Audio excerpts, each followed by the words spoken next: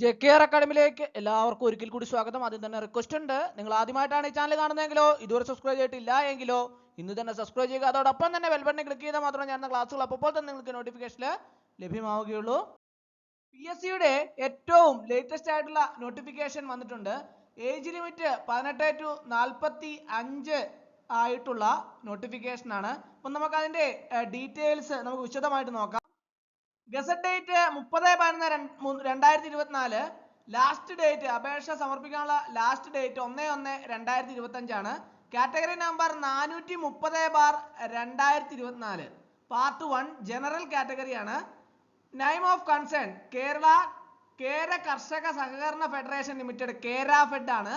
Name of post fireman. Scale of pay 16,500 35,700. Number of vacancies 1.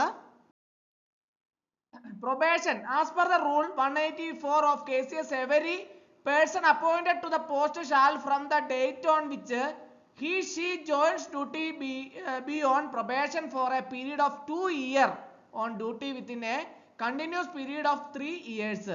Method of appointment direct recruitment ആണ്. Age limit ശ്രദ്ധിക്കുക, general category 18 to 40 ആണ്. only candidates born between 2/1/1984 and 1/1/2006. Both dates included are eligible to apply for this post.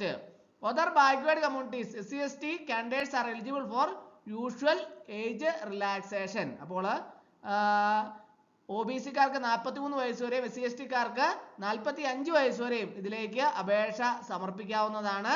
അപ്പോൾ അടുത്തതിന്റെ യോഗ്യത എന്താണെന്ന് നോക്കാം.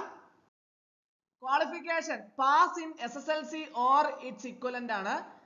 രണ്ടാമത് ഒരു കാര്യം കൂടി പറയുന്നുണ്ട്, certificate in NTC/NAC boiler or any other equivalent qualification are applicable apply for this post. അപ്പോൾ ഇതാണ് ഇതിന്റെ യോഗ്യത എന്ന് പറയുന്നത്. ഒന്ന് പാസ് ഇൻ SSLC ആയിരിക്കണം.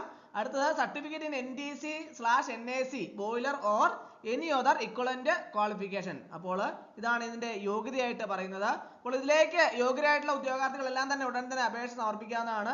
ഏജ് ആയിട്ടുള്ള ഉദ്യോഗാർത്ഥികൾക്ക് വേണ്ടിയുള്ള പ്രത്യേകമായിട്ട് ഇങ്ങനെയുള്ള നോട്ടിഫിക്കേഷനിലൊക്കെ ശ്രദ്ധിച്ചു നോക്കി നിങ്ങൾ അപേക്ഷ സമർപ്പിക്കേണ്ടതാണ്. ഏജ് ഓവർ ആയി എന്ന് പറഞ്ഞ് നിങ്ങൾ വിഷമിച്ചിരിക്കേണ്ട ആവശ്യമില്ല. ഇതുപോലെ ധാരാളം അവസരങ്ങൾ ഇനിയും വരാൻ സാധ്യതയുണ്ട്.